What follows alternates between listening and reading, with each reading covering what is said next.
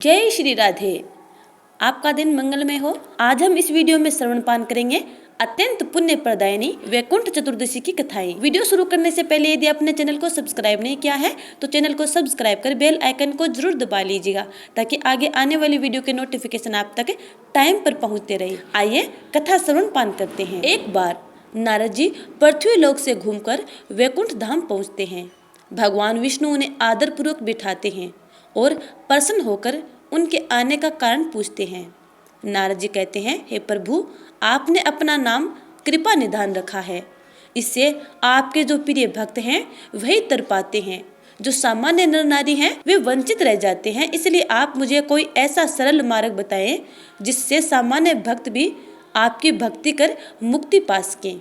यह सुनकर विष्णु जी बोले, हे नारद जी, मेरी बात सुनो।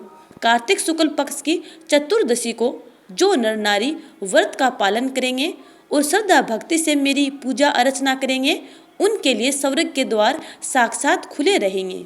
इसके बाद विष्णु जी जय विजय को बुलाते हैं और उन्हें कार्तिक चतुर्दशी को स्वर्ग के द्वार खुला रखने का आदेश देते हैं।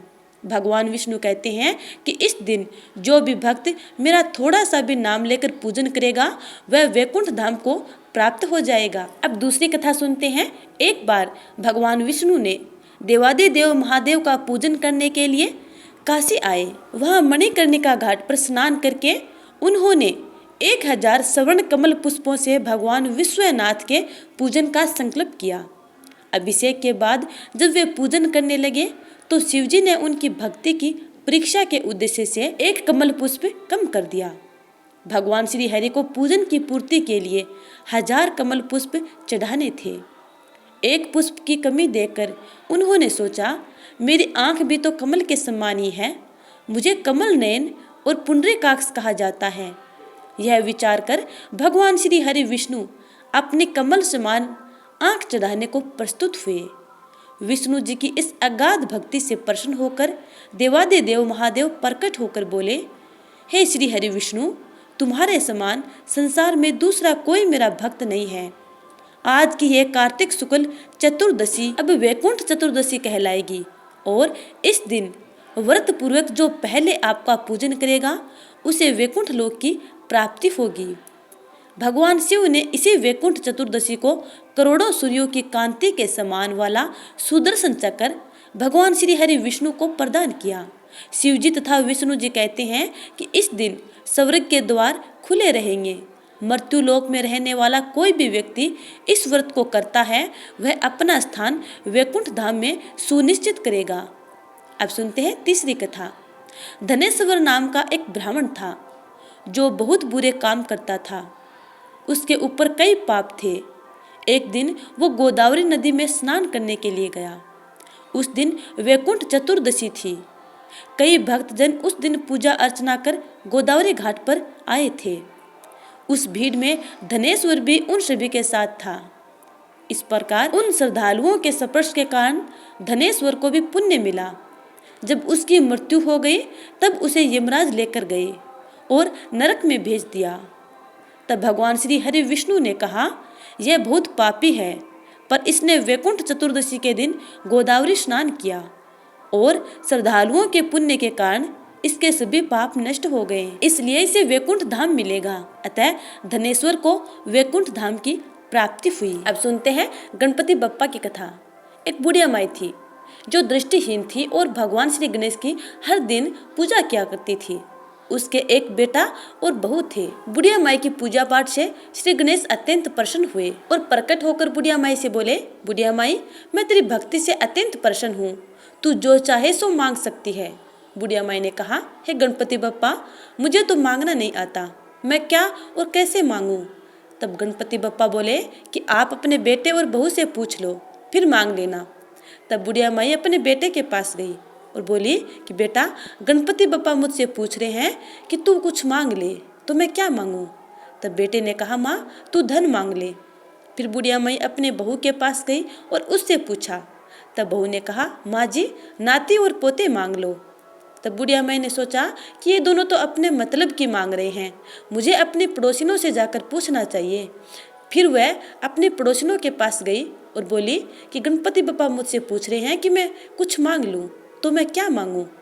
तब पड़ोसियों ने कहा कि बुढ़िया माई, तू क्यों धन मांगे और क्यों नाती पोते मांगे, तू तो थोड़े दिन ही जिएगी, तू अपनी आंखों की रोशनी मांग ले, जिससे तेरी जिंदगी आराम से कट जाएगी। फिर बुढ़िया माई ने सोचा कि मुझे अपने मतलब की भी मांगनी चाहिए और अपने बेटे बहू के मतलब की भी मांगनी चाहिए। उसके बाद दूसरे दिन बुढ़िया माई गणपति बप्पा के पास गई और बोली, हे गणपति बप्पा, यदि आप मेरी भक्ति से प्रसन्न हैं तो मुझे 9 करोड़ का महल दे, 84 खंबे दे, सोने के कटोरे में दूध पीते हुए नाती पोते दे, अमर सुहाग दे, कंचन की काया दे, संपूर्ण परिवार का सुख दे और अंत में मोक्ष दे। तब गणपति बप्पा बोले, बुढ़िया माई, तूने तो मुझे ठग लिया, लेकिन जो तूने मांगा है बिल्कुल वैसा ही मिलेगा। यह कहकर गणपति बप्पा अंतर्धान हो गए। बुढ़िया माई ने आंख खोलकर देखा तो जो बुढ़िया माई ने मांगा था सब कुछ बुढ़िया माई को वैसा ही मिला। हे गणपति बप्पा, जैसे आपने बुढ़िया माई की मन इच्छा पूर्ण की, वैसे ही अपने भक्तों की मन इच्छा पूर्ण करना। अब जान लेते हैं वैकुंठ चतुर्दशी की पूजा विधि। शास्त्रों में वैकुंठ चतुर्दशी के दिन को अत्यधिक महत्वपूर्ण माना गया है। इस दिन के विशेष होने का कारण यही है कि वैकुंठ चतुर्दशी को भगवान भोलेनाथ और भगवान श्री हरि विष्णु की एक साथ पूजा अर्चना की जाती है। और इस दिन का विशेष होने का दूसरा कारण है कि इस दिन भगवान शिव ने भगवान विष्णु को सुदर्शन चक्र भेंट किया था। जो भी व्यक्ति हरि यानी भगवान विष्णु और हर यानी महादेव की एक साथ आराधना करता है, उसके जीवन के सभी पापों और दुखों का अंत हो जाता है। जहाँ एक और भगवान विष्णु की पूजा से व्यक्ति को आर्थिक और मानसिक बल मिलता है और भौतिक जीवन के कष्टों से छुटकारा मिलता है, वहीं भगवान भोलेनाथ के पूजन से भय, पाप और सभी प्रकार के संताप नष्ट हो जाते हैं। वैकुंठ चतुर्दशी के दिन जातक को सुबह जल्दी उठकर नित्य कर्म से निवृत्त होकर स्नान आदि करके साफ कपड़े धारण करें। उसके बाद अपने घर के पास वाले शिवालय में जाएं, मंदिर में जाकर ओम नमः शिवाय का जाप करें अथवा श्री शिवाय नमस्तुभ्यम कहते हुए कच्चा दूध, दही, गंगाजल मिश्रित से शिवलिंग का अभिषेक करें। फिर बिल्व पत्र, आकड़ा, धतूरा, पुष्प और मौसमी फल शिवलिंग पर अर्पित करें। उसके बाद भोग में सफेद मिठाई अर्पित करके धूप बत्ती, घी का दीपक जलाकर रुद्राष्टक और शिव महिमन स्तोत्र का वहीं बैठकर पाठ करें। फिर भगवान शिव की आरती करके प्रार्थना करें। वैकुंठ चतुर्दशी के दिन वाराणसी के मणिकर्णिका घाट पर सूर्योदय के समय स्नान करना अति शुभ माना जाता है।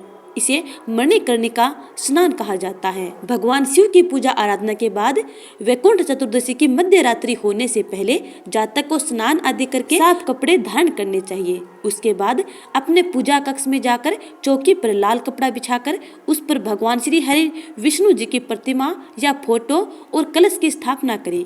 उसके बाद भगवान श्री हरि विष्णु की प्रतिमा या फोटो का पंचामृत से अभिषेक करें। उन्हें चंदन और कुमकुम का तिलक करके अखंडित अक्षत यानी चावल चढ़ाएं। फिर धूप बत्ती और शुद्ध घी का दीपक जलाकर फल व फूल अर्पित करके पंचमेवा और मखाने के बनी खीर का भोग लगाएं और विष्णु सहस्त्र नाम का पाठ करते हुए 1000 कमल के पुष्प भगवान श्री विष्णु जी को अर्पित करें। यदि आपके पास कमल के फूल उपलब्ध न हो तो भगवान के प्रिय पुष्प आप अर्पित कर सकते हैं। फिर विष्णु सहस्त्र नाम, पुरुष सूक्त और श्रीमद् भागवत गीता का पाठ करें अथवा श्रवण पान करें। वैकुंठ चतुर्दशी व्रत कथा का श्रवण पान करें और अंत में भगवान श्री हरि विष्णु की आरती करें। तो प्यारे स्नेहितजनों, ये थी वैकुंठ चतुर्दशी की कथा और पूजा विधि। उम्मीद करती हूँ कि आपको ये वीडियो अच्छा लगा है। यदि अच्छा लगा है तो लाइक कमेंट कर देना और आगे आने वाली वीडियो का इंतजार करना। तब तक के लिए जय श्री राधे।